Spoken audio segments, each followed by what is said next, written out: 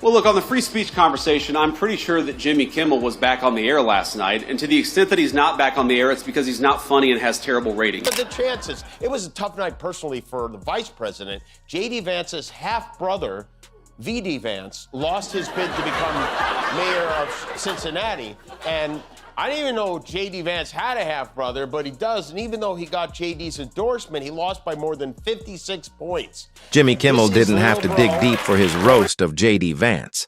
All he had to do was open Vance's resume and let the hypocrisy speak for itself. Vance, the man who built a brand on authenticity and working-class grit, now stands as the polished face of everything he once condemned. Kimmel's latest monologue turned that contradiction into a masterclass in political satire, less a takedown than an unmasking. The night began. What government pressure have we brought to bear to tell people that they're not allowed to speak their mind? Zero. Now compare that to the Biden administration. He can't help it. He can't just stop at, I didn't draw it. He goes straight to, I've never drawn. I don't even have a pen. Well, what's that Sharpie in your hand, Mr. No, that's not a Sharpie. That's mascara. I was about to do J.D. Vance's eyeliner until you interrupted. His first instinct is to lie, and then his second instinct is to wrap that lie in another lie, like a and with Kimmel's trademark mix of absurdity and sting. It was a tough night for the vice president. J.D. Vance's half-brother, V.D. Vance, lost his bid to become mayor of Cincinnati by 56 points. The joke wasn't about the fictional brother. It was about how J.D. Vance's public persona feels just as made. Up, Vance built his image as the straight-talking outsider, the small-town truth-teller who saw through America's illusions. How did we wind up with a president and a vice president who wear more makeup than Kylie Jenner and Lady Gaga combined? Vice President Maybelline was making the rounds, attempting to defend his boss and the chairman of the FCC. Celebrities are rallying to his cause, saying this is a First Amendment assault. Tell me exactly what Brendan Carr did. But once the doors of Washington opened, he became everything he claimed to hate, a creature of the same swamp he promised to drain. Watching him now, Kimmel quipped, is like watching a man who just discovered irony exists but refuses to believe it applies to him. Kimmel thrives on contradiction, and Vance might be the most overachieving Probably the most talked about moment of the debate last week was when Vance refused to concede that Trump lost the election, which is interesting because CNN yesterday found an interview Vance did with Megyn Kelly in November of 2020 in which he said this. I really don't see any reason to think that this is going to become violent or chaotic. I think that when Biden is inaugurated, people will more or less accept it. And it'll be on to the next fight. Diction in modern politics.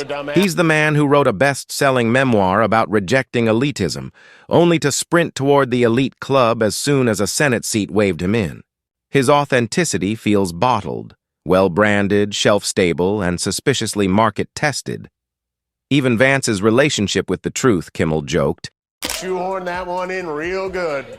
Sometimes I wonder in what world is the vice president of the United States calling into a giant-toothed podcast host to badmouth me and the people who watch this show. The people of this country are frustrated. Look at what's happening at these comes with a loyalty program. His first instinct is to lie, and his second is to wrap that lie in another lie like a Crunchwrap Supreme. When caught, he deflects, jokes, or doubles down. Anything but admit. It's theater, and Vance plays the lead with the confidence of a man who thinks the applause is still for him. The irony runs deep. Once Vance criticized the very every home, every bar, every strip club, and every prison in America. But, sorry, I didn't mean to interrupt your bullshit. Go on. There's something else that's important here, Laura, which is that these broadcast companies, ABC, NBC, CBS, they enjoy the public airwaves because they serve populist rage he now profits from. He condemned the spectacle of politics before becoming one of its most polished performers. He doesn't lead, Kimmel said. He tests the wind and calls it destiny. When Vance rails against Hollywood liberals, Kimmel noted, it's hard not to hear the faint sound of studio executives in the background asking about sequel rights. Because nothing says man of the people like cashing a Netflix check while condemning California. The real comedy, Kimmel observed, isn't in the punchlines. It's in the footage. One moment, Vance refuses to admit Trump lost the 2020 election. Another clip surfaces, showing him in 2020 confidently predicting that Americans would peacefully accept Biden's victory. Good call, Kimmel deadpanned. No such dumbass. Even the vice president took a break from humping his ottoman to complain about not just me, you. On Jimmy Kimmel's television program and on The Daily Show this week, you have audiences outright cheering, seeing the images of Teslas on fire across the country.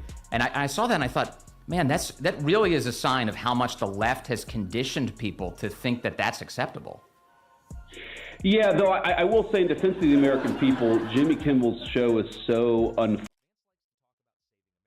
The contradiction doesn't need exaggeration. It just needs a spotlight. Kimmel's monologue then pivoted to the free speech debate. Vance had claimed that comedians like Kimmel were victims of censorship. What government pressure? Kimmel shot back. Zero. The only thing keeping me off the air is ratings. And apparently your mascara? Budget. Vance's habit of inflating grievances into martyrdoms became another running gag. He's a politician who sold his story as a lesson in struggle, then resold it as a Netflix special, and finally repackaged it as a campaign platform. He doesn't reinvent himself. He franchises it. Kimmel summed it up. Vance's greatest political... I actually think that we should be having a conversation about whether these companies are serving the public interest. That's actually totally separate from the Jimmy Kimmel issue because nothing happened to him. He's currently on the air, and to the extent that he's not, it's because advertisers don't like him because his ratings aren't very good. My ratings aren't very good. Last time I checked, your ratings were somewhere between achievement isn't winning an election. It's monetizing his childhood twice before dinner. This isn't cruelty, as it's exposure. Kimmel doesn't need to twist the knife because the contradictions do the work for him. The man who preaches humility comes off like a motivational poster written by someone who's only read about humility in a textbook. The self-proclaimed truth teller can't stop adjusting his message to match the polling. The irony, as Kimmel pointed out, writes itself. Vance has become a symbol of what happens when ambition outpaces authenticity. His speeches are choreographed, his sincerity rehearsed, every pause feels engineered for applause. He's turned self-awareness into a PR strategy. Watching him now, Kimmel said, is like watching someone try to moonwalk up a hill. Ambitious, awkward, and physically impossible. Even Vance's moments of supposed conviction feel algorithmic. He's a man optimized for engagement, constantly recalculating. But one of the most interesting things that came out of the chat is that J.D. Vance apparently did not agree with Trump's plan to bomb. He wrote, I think we are making a mistake, and I'm not sure the president is aware how inconsistent this is with his message on Europe right now. And then Pete Hegseth chimed in, he said, VP, I understand your concerns. I fully support you raising with POTUS. Calibrating for likes, retweets, and airtime. He doesn't just follow the political winds, he hires consultants to model them. Kimmel called him a political shapeshifter, underdog in Ohio, power player in D.C., whatever the polling says in between. Then came the Vatican segment. Hours before Pope Francis's passing, Kimmel joked, the Pope met with Vice President J.D. Vance, an encounter so absurd it played like divine satire. Of all people, Kimmel mused, the Holy Father's final visitor was Vice President Maybelline. Vance tweeted his gratitude for the meeting, praying for his holiness, as if sincerity could be toggled on like a campaign slogan. Kimmel's response. Hours before his passing, Pope Francis met briefly at the Vatican with, of all people, Vice President J.D. Vance. So good to see you. I know you've not been feeling great, but it's good to see you in better health. Thank you very much for your visit. Of course, of course. So now J.D. Vance is bad at praying too. The laughter wasn't mean-spirited. It was diagnostic. Vance has become so rehearsed that even his gestures look like they're waiting for applause. He doesn't communicate, he performs. The more he insists on authenticity, the more artificial it feels. Kimmel doesn't even need to interrupt him. The power of satire, he reminded us, isn't in shouting over the noise. It's in letting the noise collapse under its own weight. That collapse is already happening. The man who once condemned hypocrisy now swims in it. The small-town boy who spoke of unity now markets outrage like a subscription service. He's no longer the observer of the system. He's its spokesperson. Every contradiction becomes a learning moment. Every reversal becomes growth. It's not politics.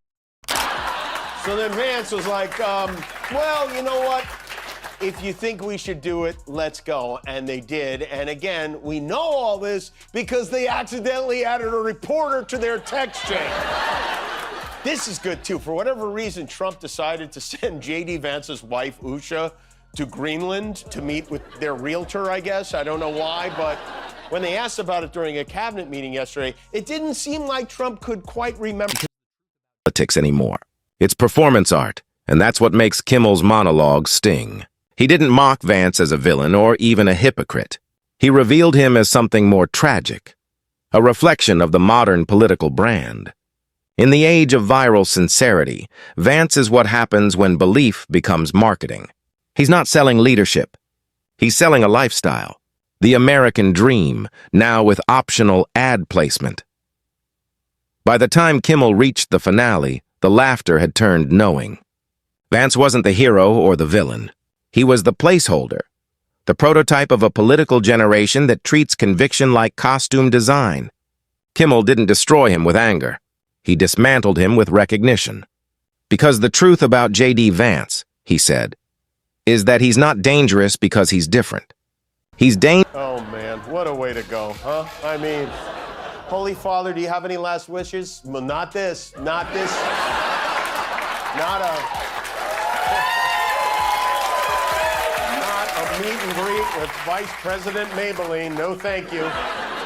Shortly after his visit, Vance tweeted, "Today I met with the Holy Father, Pope Francis. I am grateful." Dangerous because he's familiar. The familiarity is the punchline. We've seen this show before. The rise, the rebrand, the fall. The politician who promises authenticity but delivers rehearsed outrage. The man who mistakes applause for approval. He's like a performer still talking after the curtains dropped, Kimmel quipped, while the audience quietly packs up their popcorn and leaves. When the lights fade and the laughter quiets, Kimmel's roast leaves a lingering truth. Satire doesn't destroy by force. It destroys by reflection. It holds up the mirror until the act collapses under its own weight. In that reflection, Vance's image isn't shattered, it's revealed. Not as villain or victim, but as symptom. The living embodiment of a politics where sincerity is a prop and branding is belief. Kimmel's grin at the end said it all. Not triumph, just disbelief. The expression you make when someone confidently walks into a glass door and blames the architect. Today we got the news that all of a sudden another Vance loves the concept of Greenland too. Hey guys, it's J.D. Vance, the Vice President, and you know there was so much excitement around Usha's visit to Greenland this Friday that I decided that I didn't want her to have all that fun by herself, and so I'm going to join her. Yeah. In light of this embarrassing group chat scandal, I have decided to go thousands of miles. Because the joke was never about J.D. Vance's words. It was about what those words represent. A country that still confuses performance with principle and applause with truth.